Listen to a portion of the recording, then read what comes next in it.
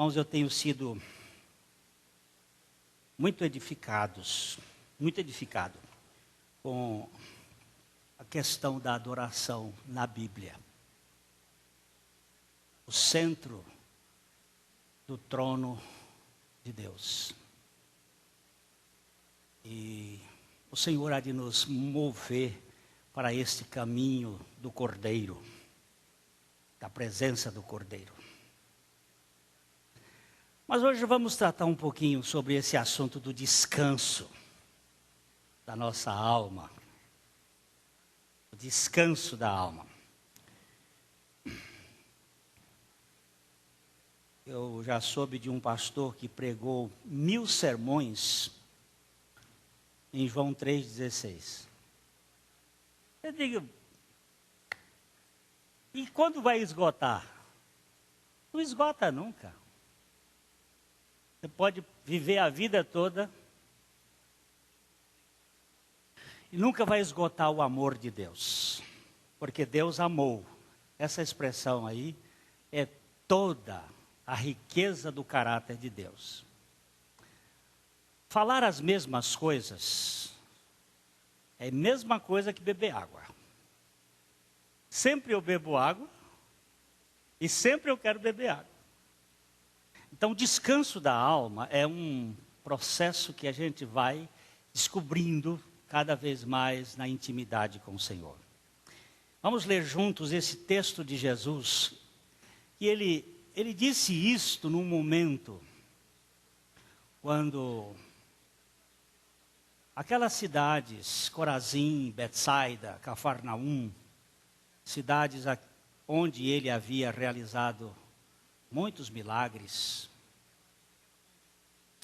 e aquelas cidades estavam desprezando o Senhor, achando que era muito vulgar. E o Senhor, num momento assim de suspiro da alma, ele deu um grito íntimo: graças te dou, ó Pai, Senhor dos céus e da terra, porque ocultaste essas coisas aos sábios e aos entendidos, mas revelastes aos pequeninos. Isso foi do teu agrado. E então ele diz que ninguém conhece o Pai senão o Filho. Ninguém conhece o Filho senão o Pai. Ninguém conhece o Pai senão o Filho e aquele a quem Ele o quiser revelar. E foi aí que Jesus usou essa expressão, que vamos ler juntos. Vinde a mim, todos vós que estáis cansados, e eu vos aliviarei. Tomai sobre vós o meu jugo, e aprendei de mim, porque sou manso e humilde de coração, e achareis descanso para as vossas almas. Querido Pai, nós te agradecemos, porque Tu és o Deus da graça. E o Senhor nos tem chamado para a Tua eterna glória. Concede-nos que possamos depender de Ti. Toma nossa mente, coração, alma, espírito para Ti mesmo. Nós queremos estar diante do Senhor. Dá-nos a revelação da Tua pessoa, da pessoa do Teu Filho, do majestoso Espírito da graça. Fala conosco esta manhã, no nome do Senhor Jesus. Amém. Aqui nós temos um imperativo estimulante. É uma convocação indiscutível e ao mesmo tempo se torna num convite cordial. Jesus ordena aos cansados que venham a Ele. Contudo, o seu chamamento não é cogente, Ele não está exigindo desempenho forçoso, embora o apelo nos pareça irrecusável.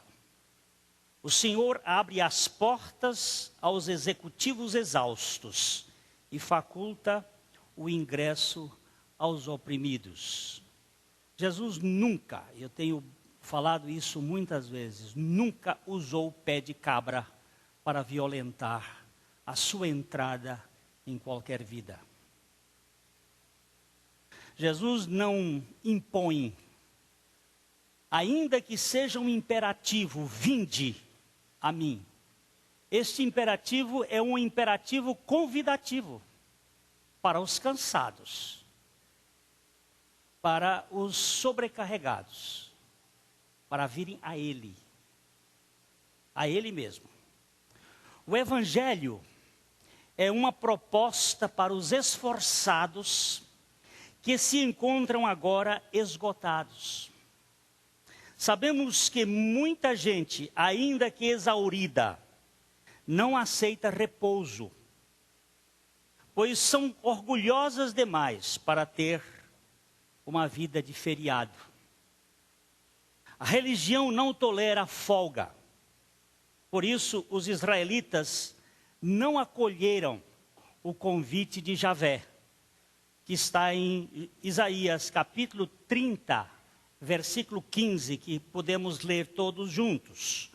Porque assim diz o Senhor Deus, o Santo de Israel: em vos converterdes e em sossegardes está a vossa salvação, na tranquilidade e na confiança a vossa força, mas não o quiseste. Essa turma possante e laboriosa não admite, de modo algum, entrar em férias. Está no controle. É o comando. É a ação. Jesus disse, vinde a mim, Jeová, Javé, que eu creio, Jesus, no Velho Testamento. Convida. Olha aqui, ele diz, em vos converterdes e em sossegardes está a vossa salvação. Na tranquilidade e na confiança a vossa força. Mas não quisestes. A gente luta, esperneia, se debate. Uma das imagens que para mim, uma época, ficou muito clara, é que quando você joga uma rã dentro de um alguidar de leite, uma panela de leite, e ela não pode pular por cima, ela vai se debater dentro daquele leite. E de tanto se debater, o leite vai virar manteiga. E quando ela chegar a virar manteiga, ela vai agarrar e a rã para. Porque ela vai ficar atolada na manteiga. É assim que acontece conosco. Nós não queremos entrar no descanso, senão começamos a nos debater. E debatemos tanto dentro dos nossos problemas, que de repente nós nos vemos atolados nele, presos. E aí precisamos de uma operação de Deus para nos retirar deste controle das coisas. Nós vivemos controlando. Então o Senhor oferece descanso. Mas tanto Israel antigo quanto Israel moderno continua sendo um povo que não gosta de descanso. Que não tem prazer em ficar com o Senhor, mas em ser executivos, realizadores. Retirar o ser humano do controle e governo de suas atividades é a tarefa mais difícil que existe para qualquer outro membro da raça. Aliás, não é difícil, é impossível. Esta empreitada só poderá ser feita de modo eficaz pelo Deus Todo-Poderoso e será sempre um grande milagre. Eu não sei se tem milagre pequeno, milagre maior, mas milagre é milagre. Mas parece que tem uns que são maiores. Eu acho que dentro de ressurreição, Jesus ressuscitou 3. Parece que a ressurreição da filha de Jairo foi menor do que a ressurreição de Lázaro. Por que menor? Porque a outra estava fresquinha ainda, não fedia. O outro já era podre, de 4 dias. Parece que o milagre é maior. Não é que seja maior, mas tirar o homem do controle dele, para Deus nos controlar. Eu ando clamando a Deus, Senhor, eu não quero depender de nada, eu quero depender de Ti. Mas quando dá fé, eu estou olhando para aqui e para lá. Eu sei que Deus levou 40 anos para desconstruir aquela proposta de Moisés, que ele havia adquirido lá no Egito. Moisés era um homem muito forte, confiava em si mesmo. E no final, quando Deus o quer usar, ele vai dizendo, eu não tenho capacidade, eu sou gago, eu não tenho possibilidade. E esta é a hora em que Deus vai usá-lo com muita graça.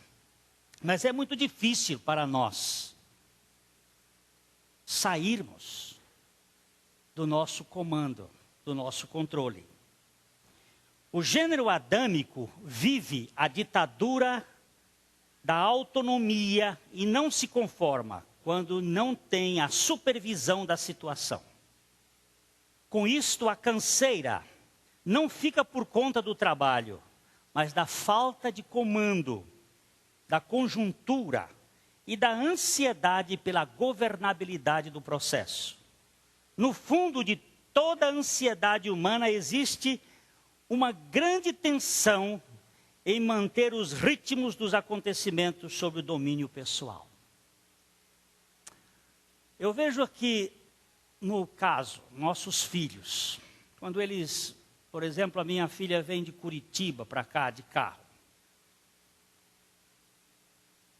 São mais 4h30, 5 horas para voltar. É uma estrada que eu chamo de curventa. Não existe no português esta aí. É cheio de curva, é uma estrada perigosa. É uma estrada que tem muito movimento. E nós chegamos na hora dela viajar e fazemos uma oração. Pai, guarda a nossa filha. Vai guardada no nome do Pai. E enquanto ela vai, aquelas 5 horas, a gente fica com o telefone, esperando ela chegar. Quando chega, oh, graças a Deus. Mas por que essa preocupação terrível? Eu estou dando um exemplo simples. Por que não dizendo, Pai, está nas tuas mãos e não sai do controle? Parece que se eu estivesse dirigindo, seria melhor. Eu estaria controlando. Há uma poesia do Joia Júnior sobre o molho de chaves, em que ele descreve o momento quando o filho chega de madrugada, e aquele molho de chaves que canta como uma música, que cai sobre a mesa, e ele vê que o filho chegou em casa, está sob o controle. Agora sim, ele está em casa. Ele não estava, lá ele dizia assim, o Senhor está guardando, mas parece que Deus não guarda, se eu não tiver com os olhos em cima. Nós temos muita desconfiança de Deus, de que Ele possa fazer as coisas melhor do que nós. No fundo, nós temos a tendência de querer exigir o controle. Eu estou sendo trabalhado pelo Senhor para soltar o cabo da nau e deixar que ela ande nos ventos do Senhor. Por favor, entendam que isto é uma parábola aqui por enquanto. Mas é exatamente, eu não quero um navio de motor, onde eu sou piloto. Eu quero andar numa caravela. E deixar que os ventos de Deus, que sopram onde quer, e ninguém sabe de onde vem nem para onde vai, seja o condutor da caravela. Parece que vai ter mais descanso. Segurando o timão, a gente tem a ideia de que vai controlar. Mas ele está chamando para um cansado. Vinde a mim. A Bíblia exibe uma galeria de chefes de tribos, ou caciques de conduta, gente que vive se remoendo e se intrometendo na vida alheia, com o propósito de exercer o controle sobre a situação. Veja, por exemplo, Marta. Como Marta ficou estressada, porque a sua irmã a deixou sozinha lidando com as coisas da casa, enquanto usufruía da comunhão com o Senhor. Vocês se lembram como Marta ficou irritada? E ela diz para Jesus: será que o Senhor não está vendo que eu estou aqui trabalhando? E esta minha irmã fica aí aos teus pés, a escutar. Aquela atitude, aquela irritação. Nós tivemos aqui o Dr. Shen pregando durante uns dias sobre o duplo chamamento. E sempre o duplo chamamento é numa hora de crise, é numa hora de problemas. É uma hora que a pessoa parece que está surda com relação à realidade que está passando. E Jesus tem que dizer assim: Marta, Marta. Nós, no controle. Esse controle é muito forte. A vida de Marta nos sugere que ela era uma criatura muito prestativa, mas apresentava uma mentalidade serviçal conduzida pelos resultados, não conseguindo ver a importância de um convívio amistoso e descontraído com o Senhor. O seu nível de cobrança repousava em pontos muito elevados e sua atuação requeria uma maior visibilidade pública. O senhor não se incomoda que a minha irmã fique aí enquanto eu estou aqui a labutar, a trabalhar, a fazer as coisas que são necessárias, que precisam serem feitas? O senhor não está se importando com isto? Meu irmão, vamos olhar uma coisa. É terrível a nossa preocupação com a nossa visibilidade, com a nossa imagem pessoal perante os outros. Faça uma anotação, por favor, eu estou pedindo para você experimentar fazer isso. Faça uma anotação no final do dia de todas as vezes que você reclamou de alguma situação. E veja o que está por trás dessa reclamação. Eu tenho ficado assustado.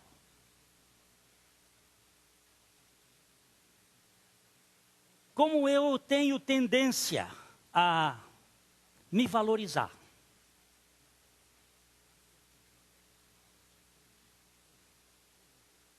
A chamar a atenção.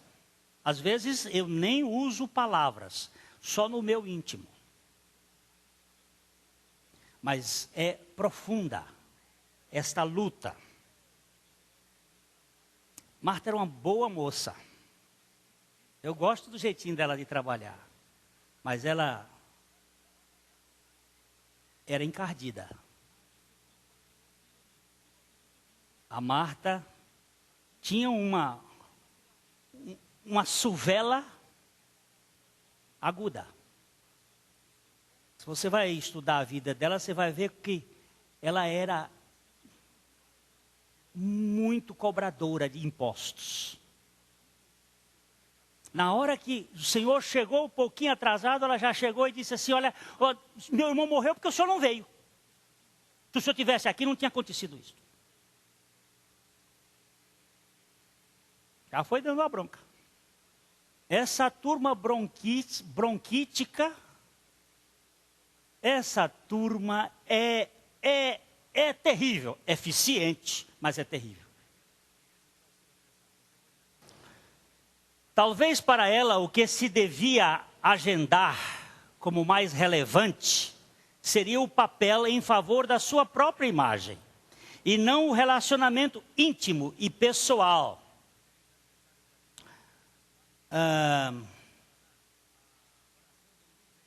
com Jesus.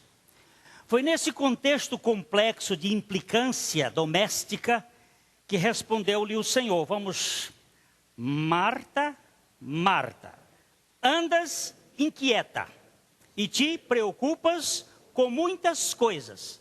Entretanto, pouco é necessário, ou mesmo uma só coisa. Maria, pois, escolheu a boa parte, e esta não lhe será tirada. Como é que a gente poderia conciliar Marta e Maria numa pessoa?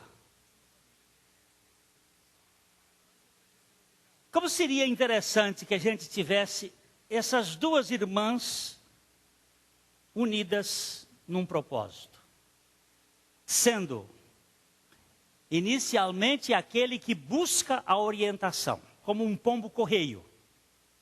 Se você pegar um pombo-correio lá de Curitiba e trouxer aqui para Londrina, e soltar esse pombo-correio, ele não sai voando em direção a Curitiba. Ele vai fazer pelo menos umas 3 ou 4 voltas em torno de Londrina. E aí ele acha o prumo do local de onde ele veio no seu cérebro. E parte naquela direção. Ele não vai de uma vez. Ele vai procurar na sua mente onde é que está Curitiba. E depois vai. É isso que Maria fazia. Ela estava aos pés do Senhor, buscando a orientação. Mas também nós precisamos do papel das Martas que fazem. É um equilíbrio, porém não sob o controle dela, sobre o controle de Deus. Isso que é a questão fundamental. Somos uma casta encasacada com autoestima e blindada por uma alta arrogância que nos impede de investigar a nossa própria realidade. Mas mesmo assim, pode-se ver em cada casa neste planeta algo intrigante e curioso que nos permite perceber a martirização generalizada sobre os efeitos da exigência que cobra o maior desempenho para a aprovação. Esse martirização aqui tem a ver com Marta também. Os martianos modernos são esses reclamadores, murmuradores daqueles que ficam esperando no Senhor. Os relatos das Escrituras revelam o interior da alma humana, mas também apresentam um Deus que se manifesta a homens e mulheres como nós. Esse encontro e essa revelação de Deus sempre geram transformação. Assim, podemos ler a Bíblia e nos descobrir nas histórias que ela traz. Caminhando Jesus e os seus discípulos chegaram a um povoado onde certa mulher chamada Marta o recebeu em sua casa. Maria, sua irmã, ficou sentada aos pés do Senhor, ouvindo sua palavra. Marta, porém, estava ocupada com muito serviço. E aproximando-se dele, perguntou: Senhor, não te importas que minha irmã tenha me deixado sozinha com o serviço? Dize-lhe que me ajude. Respondeu o Senhor: Marta, Marta, Você está preocupada e inquieta com muitas coisas. Talvez apenas uma seja necessária. Maria escolheu a boa parte e esta não lhe será tirada. Podemos encarar esse relato como fato antigo. E assim, perceberemos distantes da palavra que faz sentido à nossa razão. Mas não alcança o coração. Ou então podemos nos identificar com Marta e Maria, recebendo a visita de Jesus Cristo e aprendendo com Ele. Somos parecidos com Marta. Somos agitados, distraídos, dispersos, ocupados com muitas coisas. Inquietos, ansiosos, preocupados. Marta está com muitos estresses, está muito estressada. Ela serve constrangida. Sua agenda cheia e rígida não lhe permite perceber essa oportunidade única de estar com Jesus. Está cheia de boas intenções, quer servir ao Mestre e receber bem os seus convidados, porém fica dividida entre fazer o jantar e ao mesmo tempo estar na sala com o Senhor. Não demora muito até que se irrite com Maria, que simplesmente se senta aos pés de Cristo para ouvi-lo. A história dela é muito semelhante à nossa. Buscamos o reconhecimento através do desempenho.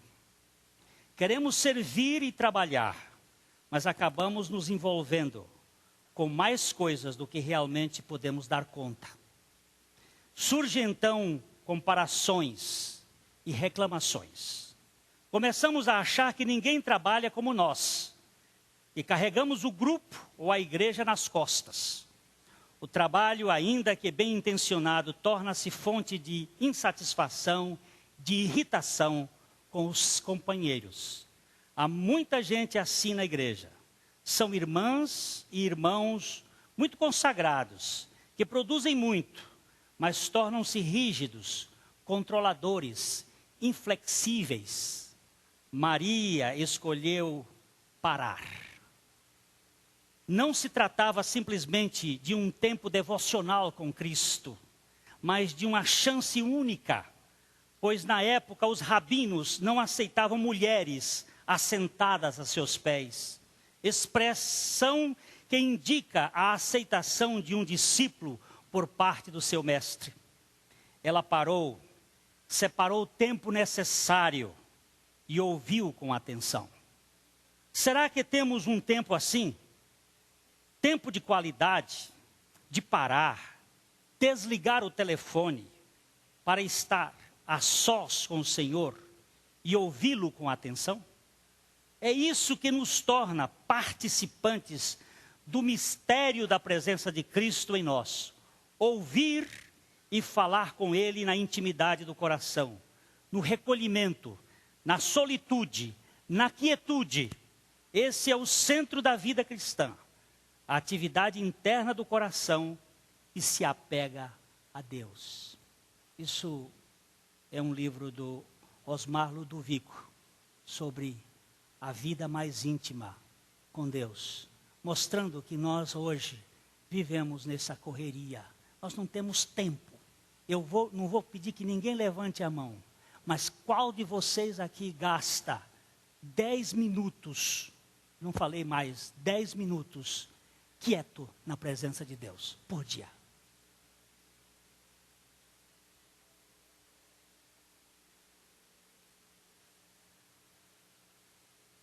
Jesus tinha 3 lugares que ele sempre ficou: deserto, jardim e montanha.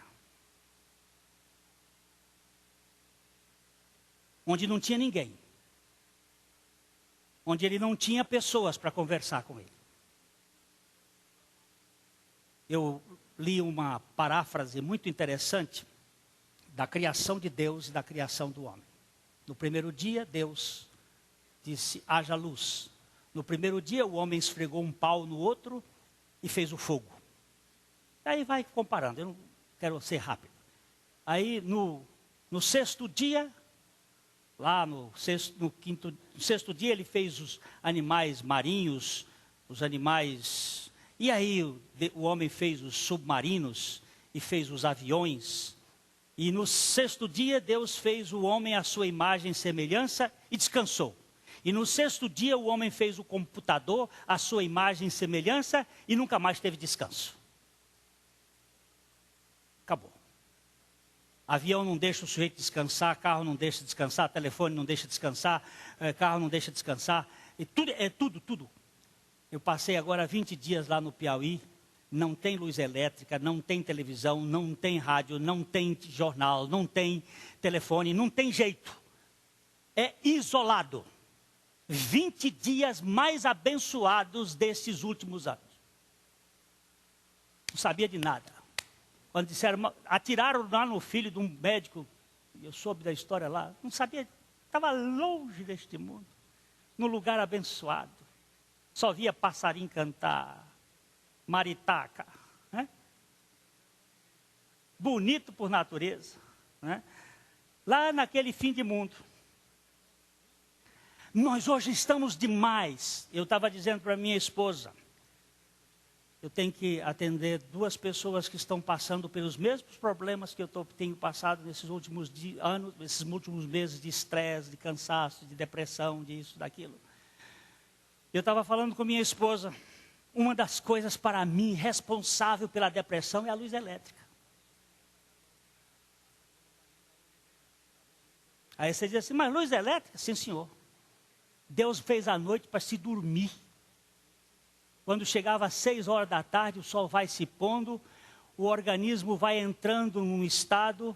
A Bíblia diz que durante a noite o meu rim me ensina.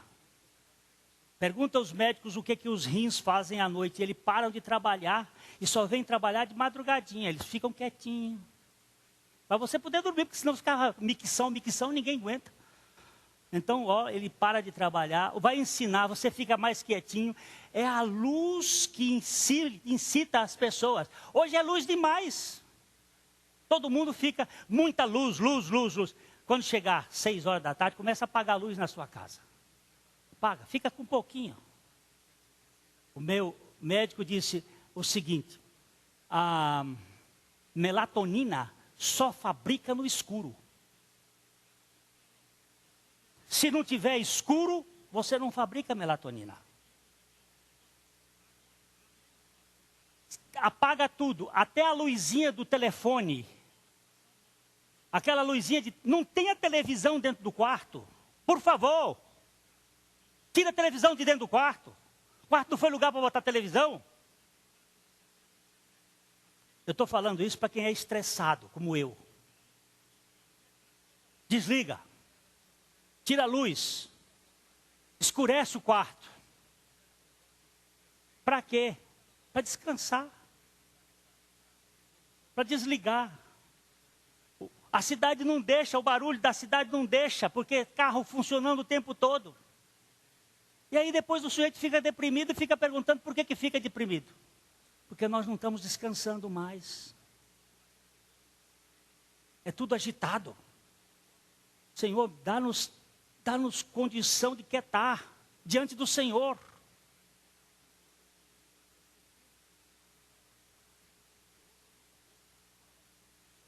O sistema pedagógico deste mundo aprova apenas os melhores que tiveram a mais perfeita atuação. A busca pela excelência tem um lado positivo válido. Todavia passa por uma autoestrada com excesso de perigos. Ser sempre mais, maior e melhor é o sintoma de uma doença extremamente grave e um vício terrível do ego. O egoísta não suporta perder o domínio dos acontecimentos. Mas segundo o irmão Christian Shen, que esteve aqui conosco, no reino de Deus, ganhar é perder e perder é ganhar. O sexto dia da criação foi um período de grande atividade por parte do Criador, dando origem aos seres viventes. No final daquele dia, Deus fez o homem à sua imagem e semelhança, como o último elemento do seu projeto. Adão não surgiu no meio do processo criador, mas no término de tudo. No dia seguinte, o 7º dia, Deus descansou de todo o seu trabalho. Eu quero que você preste bem atenção. Por que Deus não criou o homem no 5º dia ou no 4º dia, mas criou no último dia? O homem é a última peça da criação de Deus. Ele foi criando, pá! Segundo alguns estudiosos, porque no 6º dia houve outras coisas criadas, o homem foi criado na hora 12, ou seja, nas 6 horas da tarde, antes das 6 horas da tarde, do último dia. E já foi criado para o sono do descanso, porque o dia terminava lá, nas 6 horas da tarde, na contagem israelita. Então o homem foi criado no fim. O descanso de Deus é o primeiro dia da existência de Adão. A humanidade não começou a sua história antes de tudo estar concluído. O seu início é exatamente no período que se denomina repouso do Criador. O dia sabático de Deus é o começo da jornada do homem na terra, apontando para um fato muito importante. Sem descanso, ninguém consegue trabalhar com prazer.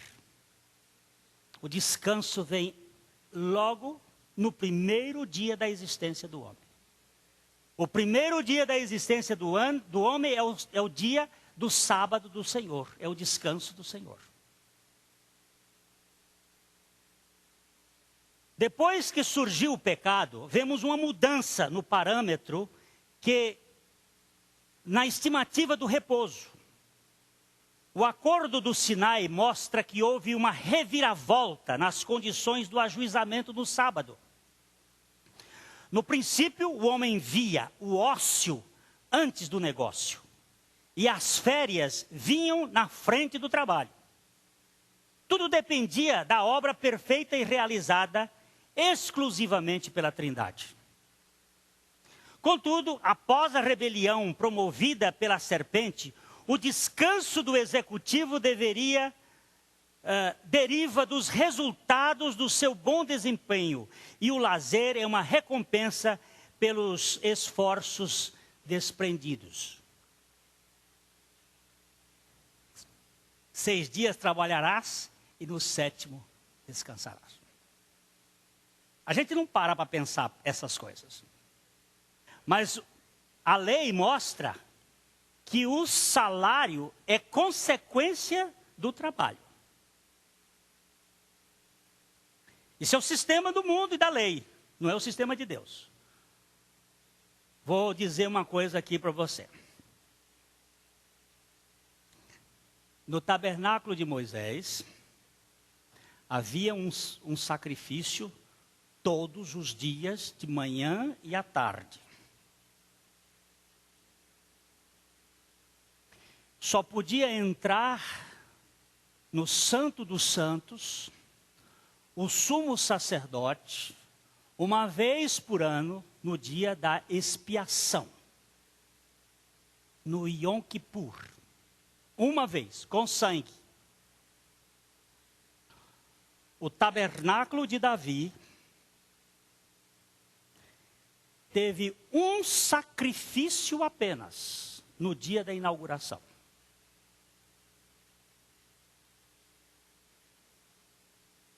Não tinha os 3 pontos, o pátio, o santo e o santíssimo. Tinha apenas uma tenda. E todos os sacerdotes e levitas podiam entrar diante da tenda com louvor. Isso fala de quê? De que fala isto? Fala de Cristo. Tiago, no dia que houve aquele concílio em Jerusalém, ele resolveu essa questão depois que Pedro falou, que Paulo falou, que Barnabé falou. Depois que essa turma estiveram falando, Tiago deu a última palavra e disse: os profetas já disseram, o tabernáculo de Davi, que tinha sido quebrado, ia ser reconstruído. A Bíblia não fala de reconstrução do tabernáculo de Moisés, mas o de Davi, que estava caído. O tabernáculo de Davi é o lugar daqueles que entram na presença de Deus e esperam na suficiência de Deus. É o trono aberto. Mas nós vamos estudar mais sobre isso aqui, porque nós estamos perdendo tempo muitas vezes com um judaísmo arcaico que já se passou e que o véu do templo foi rasgado. E temos que entender o que é o cristianismo com a suficiência de Jesus Cristo. A obra perfeita de Cristo e o descanso que nós temos na nossa alma por causa dele.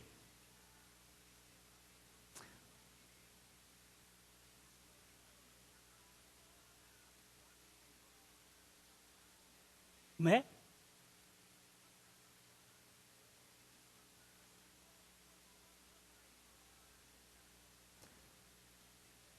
No de Davi não tinha altar, só tinha arca. Não tinha, todos os instrumentos de Davi ficaram lá em Gibeão. No tempo de Davi, o altar ficou sem a arca e com todos aqueles outros instrumentos. Tinha o altar de bronze, tinha a bacia, tinha o candelabro, tinha a mesa da propiciação, tinha o altar de incenso, mas não tinha a arca. A arca foi tirada em Siló. Quando Eli e os seus dois, Hofni e Finéias, se fizeram lá uma tramóia e perderam a Deus de vista, ali foi tirada para lutar contra os filisteus. E a arca então passou por um caminho terrível, foi para Asdod, depois foi para Gate, depois foi para Ecrom, depois foi para Bet-Semes, depois foi para...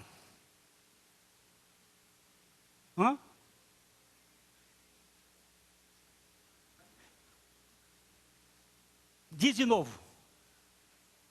Kiriat Jearim. E depois de Kiriat Jearim foi para Jerusalém. Depois vocês vão descobrir 6 passos. Cada passo um sacrifício, cada passo um sacrifício, cada passo um sacrifício, cada passo um sacrifício e nunca mais sacrifício nenhum. Porque a obra estava completa em Cristo. Aquilo era profecia para uma obra completa de descanso. Não tem mais que carregar, hoje à noite eu vou falar sobre isso. Não tem mais que carregar a pedra, tem que carregar o testemunho do sacrifício de Cristo. E nós precisamos verificar que nós temos aquele que mudou o parâmetro da lei 6 dias trabalhar para descansar no último. Mas o Novo Testamento é descansar para trabalhar. O primeiro dia da semana é o dia do descanso. É a mudança da semana de esforço para a semana da graça. A semana do Velho Testamento, da lei, do Velho Testamento, da lei. É trabalhar para descansar. A semana do Novo Testamento, da graça, é descansar para trabalhar. Não é Marta e Maria, é Maria e Marta. Primeiro se descansa, depois se trabalha.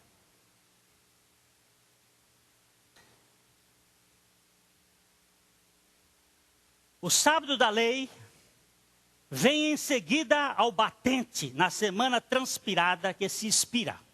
Vamos ler Êxodo 31, 15, a parte A do versículo.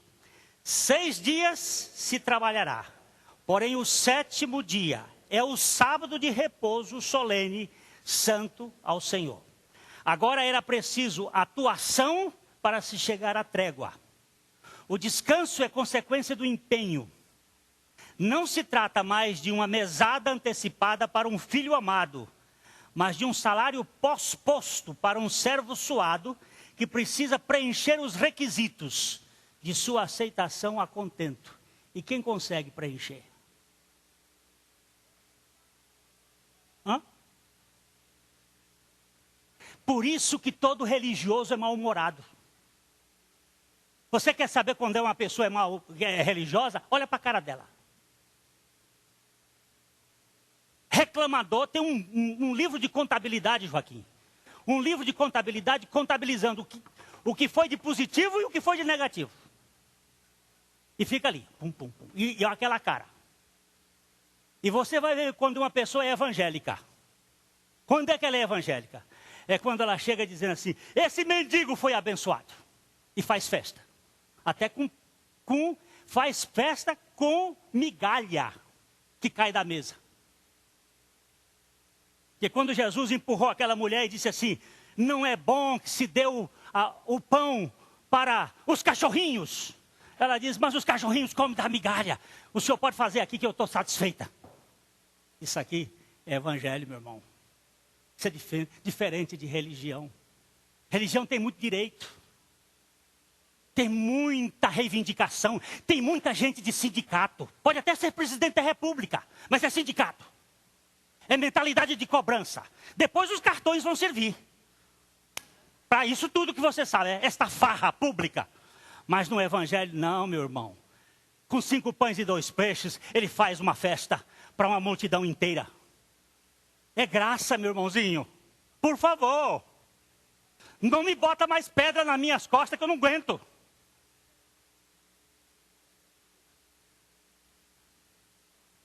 No princípio, Deus fez tudo em 6 dias, para depois descansar no 7º. O homem foi criado no fim do 6º dia, e o primeiro lance na sua vida, após ter sido criado, foi repousar, não foi trabalhar. Posteriormente, a transgressão, o descanso só viria como uma implicação do trabalho realizado pelo homem. Isso significa um câmbio na aliança. Antes do pecado, o descanso decorria como resultado da obra totalizada da criação.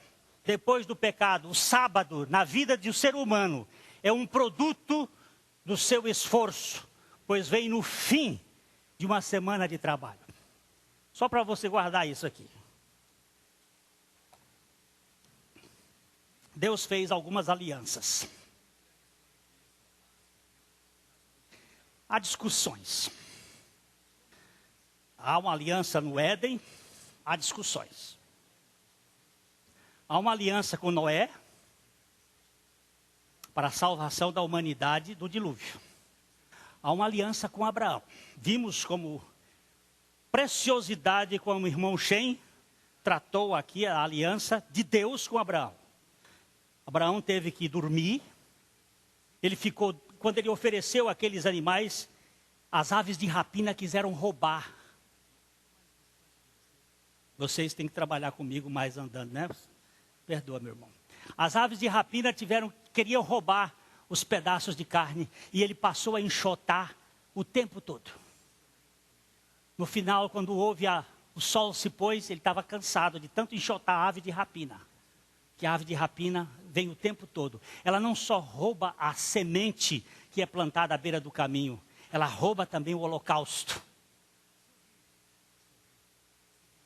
E você tem que enxotar, porque senão ela vem. Ele estava cansado. E ele dormiu. E quando ele dormiu, o irmão Shem me trouxe tanta alegria ao meu coração naquele dia que ele disse: Deus fez Abraão dormir para que ele passasse sozinho entre aquele fogo, no meio daquele caminho. Porque Abraão não podia assinar aquele contrato, porque ele era falho, ele não tinha capacidade para ser fiel naquele contrato. Era um contrato unilateral e eterno. Deus passou e atravessou e assinou lá sozinho, dizendo: minha aliança com você é eterna. Em toda a terra será abençoada por o seu descendente. Essa aliança é eterna. A aliança de Davi também é eterna. Mas a aliança de Moisés não é eterna. A aliança de Moisés era circunstancial. É a aliança da lei, que foi feita no Sinai. Não é eterna. Porque aquele que cumpriu a lei, veio ser a lei em nós. Para que Ele mesmo nos desse descanso. Isso nós precisamos entender. Porque senão não vai haver descanso.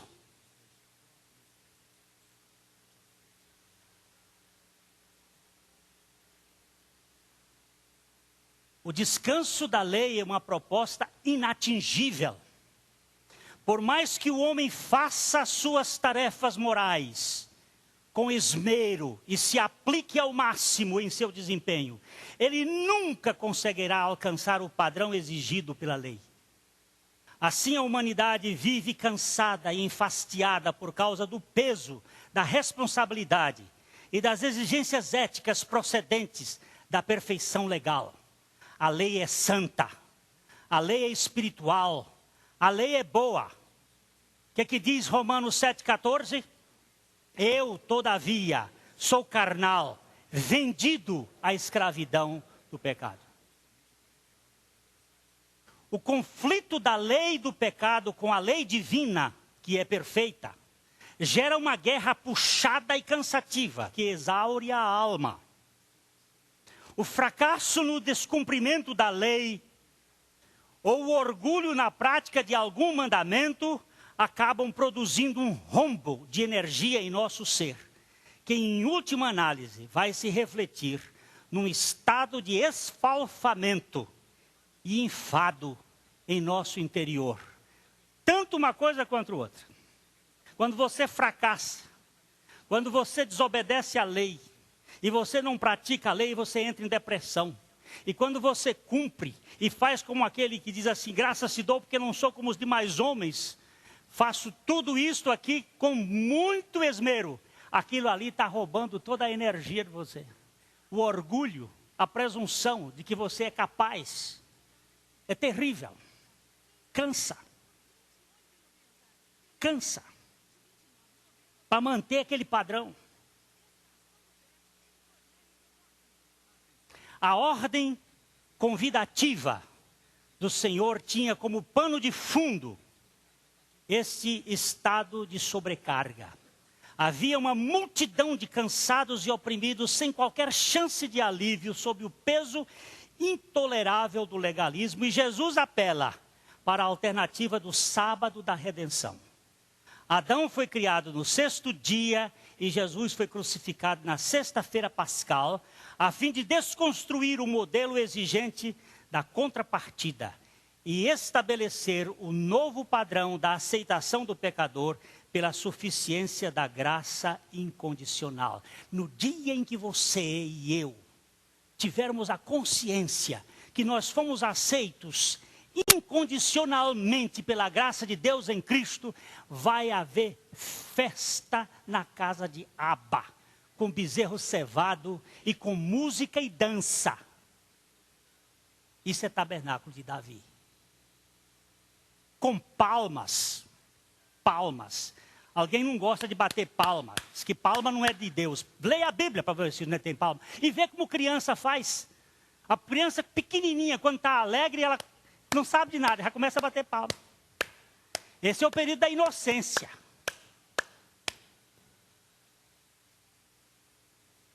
A alegria faz a gente pular, dançar, gritar. Deixa que eu vou devagar. Mas eu vou. Cuidado com o fariseu. Eles que tiraram essas coisas do templo depois que o povo de Israel voltou da Babilônia.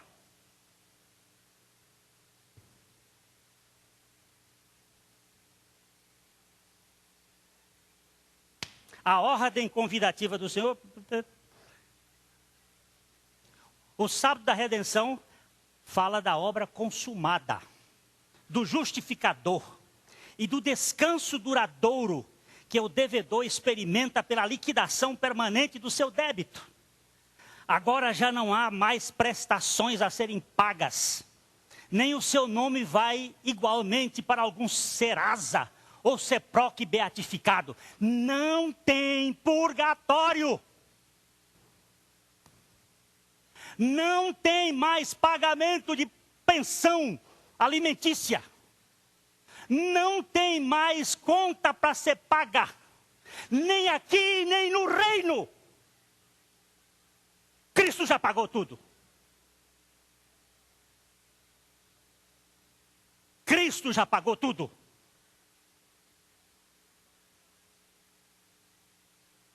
A suficiência de Jesus. A glorificação para este que é o Todo-Poderoso. Tudo está consumado. Eu posso descansar na suficiência de Cristo. Meu irmão, eu me lembro do dia que, há um tempo atrás, teve que comprar uma coisa aqui para a igreja. E aí eu te assinei. E chegou lá no... O irmão Eli era... Na outra vez que ele era administrador, disse, seu nome está no Serasa, no Seproc. Meu nome? É. Eu não compro nada da prestação. Lá vou eu no Seproc. Cheguei lá, meu nome está aqui nesse negócio. Como foi isso? Aí foram descobrir, tinha um banco Bradesco, vou falar. O Banco Bradesco, eu tinha uma conta quando a Gorete era gerente. E eu fiz uma conta, era uma conta em que tinha um cartão especial. E nessa conta eu tinha um seguro. Mas eu não movimentava muito nessa conta, era uma conta que a Carmita que trabalhava com ela.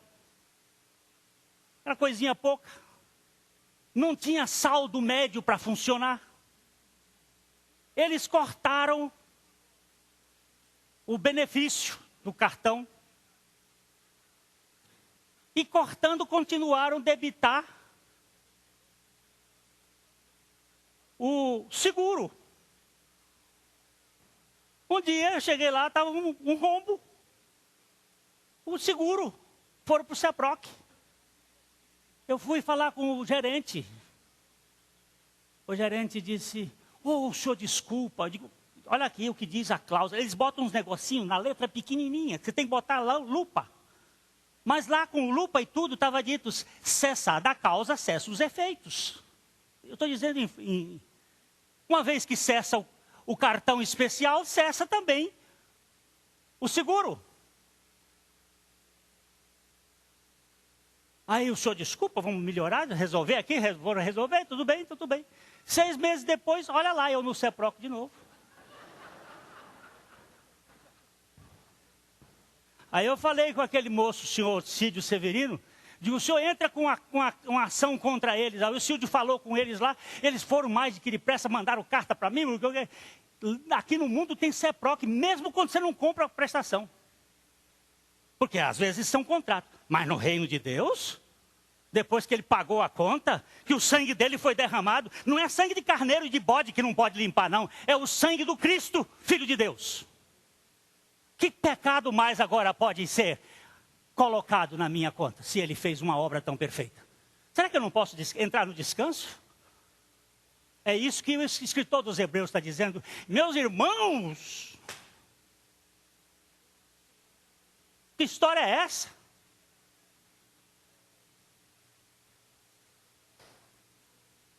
Porém, o descanso da alma tem ainda a ver... Não acabei não, gente. Eu só estou ainda na justificação. O descanso da alma tem a ver com a peregrinação. A questão não é apenas atual, mas processual. A vida de intimidade com o Senhor é um convite ao descanso na comunhão. Os judeus também tiveram uma oportunidade e não aceitaram essa oportunidade que foi dada em Jeremias capítulo 6, versículo 16. Assim diz o Senhor, ponde-vos à margem no caminho e vede, perguntai pelas veredas antigas, qual é o bom caminho? andai por ele e achareis descanso para as vossas almas. Mas eles dizem, não andaremos. Lembre-se que no primeiro era um convite ao aspecto da justificação. Em vos converterdes, em sossegardes, está a vossa salvação. Na tranquilidade e na confiança, a vossa força, mas não quiseste. Agora é, andai neste caminho, mas eles não quiseram. Cristo não é apenas o justificador, é também o santificador. A via de santidade é um acesso de permanência reservada e contínua com o tronco da videira. O sossego da alma nas entranhas da árvore da vida gera um estado de bem-aventurança que desemboca num gozo inalterável. João 15:11.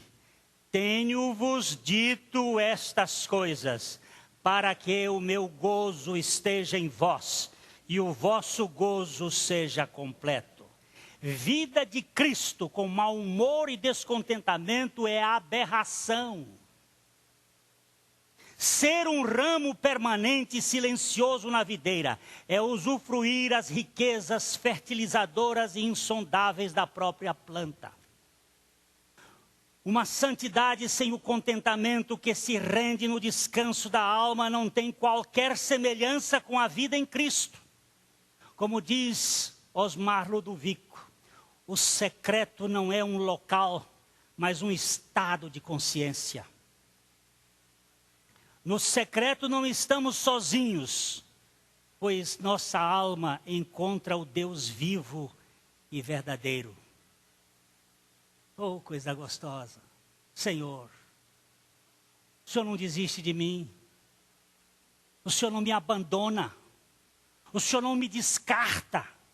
Foi o Senhor que me buscou e é o Senhor que termina essa obra. A quietude da alma, no relacionamento particular com Cristo, é a fonte de sua maior atividade espiritual. Quando a alma se aquieta, como uma criança amamentada no colo de sua mãe, então a vida espiritual mais profunda começa a jorrar através de suas expressões visíveis. Isaías 12:2. Eis que Deus é a minha salvação. Confiarei e não temerei, porque o Senhor Deus é a minha força e o meu cântico. Ele se tornou a minha salvação. Eu não tenho uma salvação como doutrina, eu tenho uma salvação como uma pessoa e um relacionamento de intimidade. A vida espiritual autêntica é a vazão da vida de Cristo, do nosso espírito para a nossa alma, suscitando descanso e familiaridade com o Senhor e motivando um ambiente de paz e afeto com os irmãos. João 7:38. Quem crê em mim, como diz a Escritura, do seu interior fluirão rios de água viva. Não existe descanso onde houver comparação, competição e complicação. Descanso. Deixa eu contar aqui um pedacinho mais, só um instantinho. O Shen, falando aos líderes, lá no acampamento, ele chamou a atenção para a crise de Refidim. Vocês se lembram, Refidim é antes do Sinai. Existem 42 estações, desde que saíram de Gozém até entrar em Gilgal. São 42 estações. Sinai é a 11ª. Refidim é a 10ª. O povo murmurou, porque não tinha água. Quantas pessoas estavam ali? Quantas pessoas era o Israel no deserto? 2 milhões, mais ou menos. Quantas londrinas? 4 londrinas.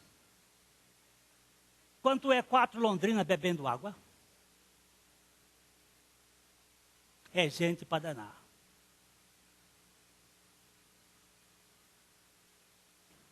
Presta atenção.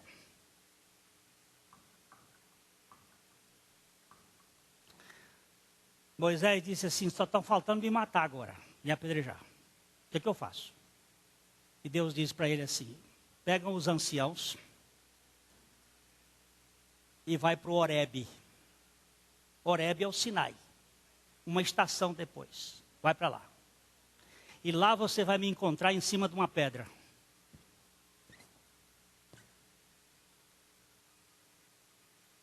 Essa é a pedra. Não vai procurar outra pedra, não. Ela está cheia de pedra. Mas é a pedra onde eu estiver em cima. Como é que Moisés sabia que Deus estava em cima daquela pedra?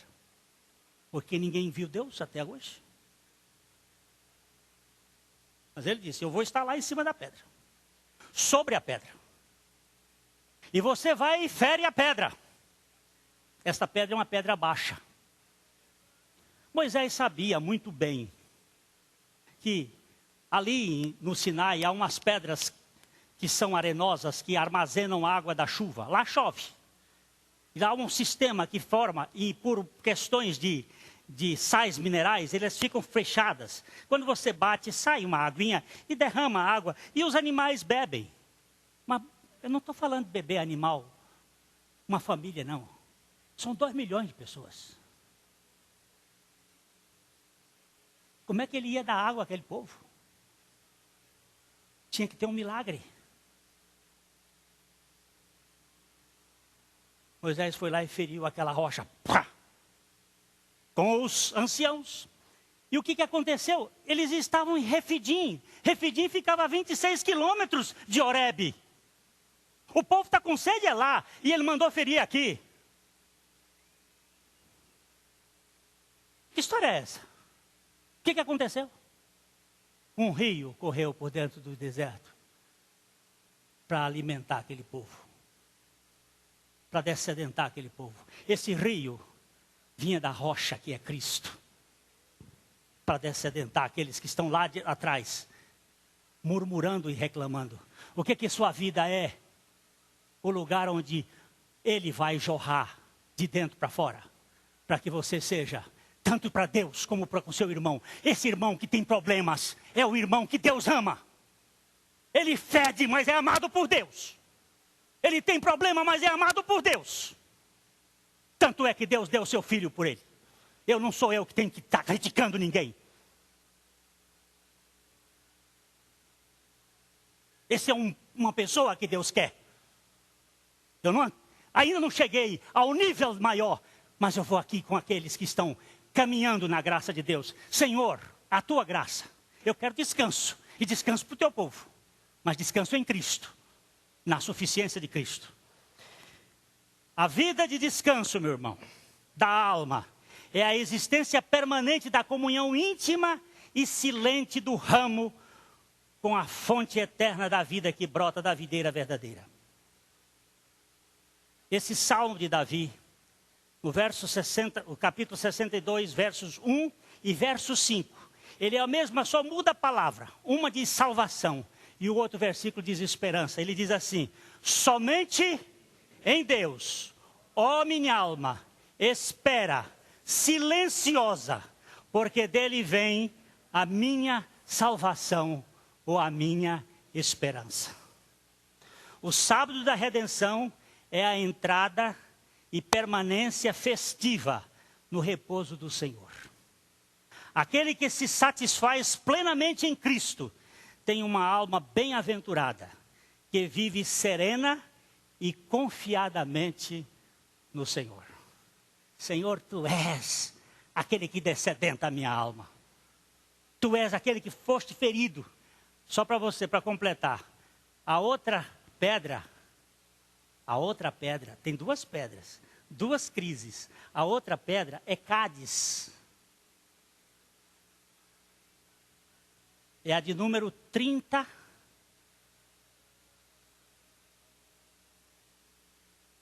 32. É 11 de trás para frente. É o número 32. O povo deu sede outra vez. Moisés fez uma coisa que não devia ter feito. Apanhou a vara que não era para ser apanhada. Que vara foi que ele apanhou? Foi a vara de Arão que floresceu. Ele foi na presença do Senhor e tirou aquela vara que não era para ser tirada. Depois nós vamos estudar isso. E aí foi lá e esse povo vai ver que tem água. Eu vou matar a sede dele. E feriu 2 vezes. Só que essa rocha não era rocha baixa, era rocha alta. A rocha baixa está falando da encarnação de Cristo. A rocha alta está falando da exaltação de Cristo. Cristo já estava exaltado. E o Espírito Santo era derramado não por ferir, porque ele já tinha sido ferido na cruz, mas por pedir, dá-me o teu Espírito. Moisés pisou na bola, não entrou na terra prometida. Nós temos que entender que Deus é o Deus da graça. E que Deus, como Deus da graça, nos quer no descanso dele. E onde é que eu vou achar descanso? Ó, gente, desliga o telefone. Desliga a televisão. Desliga um pouquinho as coisas. Fica quieto com Deus lá num canto. Se não tem um canto, no banheiro. Tranca no banheiro. Fecha a porta. Senhor, eu preciso de ti. Eu preciso da tua presença. Eu preciso da tua palavra. Fala comigo. Eu preciso de ti. Eu preciso do teu descanso. Eu preciso da tua intimidade. Descanso para a alma. Você já é salvo. Você precisa de descanso. Que Deus nos dê graça para olhar para Ele e esperar nele. E parar de ficar olhando para o outro. Deixa que o outro Deus faz também. Aquele que fez em Moisés, fez em Arão. E fez em Miriam. E fez em Josué. E fez em Caleb. Não fez em todo mundo, não. Porque teve uns que precisou ir para o fogo. Datã e Abirão. Uma turma lá que foi para o fogo. Mas isso é por conta de Deus. Nós não temos que mexer nesse assunto. O assunto de Deus é com Deus. O nosso assunto é permanecer na presença dEle. Que o Senhor nos dê graça a buscar o Senhor. Que o Senhor lhe dê graça hoje à tarde a olhar para Ele. A mensagem que você acabou de assistir faz parte do Ministério de Comunicação Palavra da Cruz. Temos um grande acervo de estudos bíblicos em áudio e vídeo. Distribuímos também, gratuitamente, o jornal mensal Palavra da Cruz. Entre em contato conosco pelo fone fax 0 operadora 43 3322 3037 ou pelo e-mail com@palavradacruz.com.br. Visite-nos também pelo site www.palavradacruz.com.br. Graça e paz.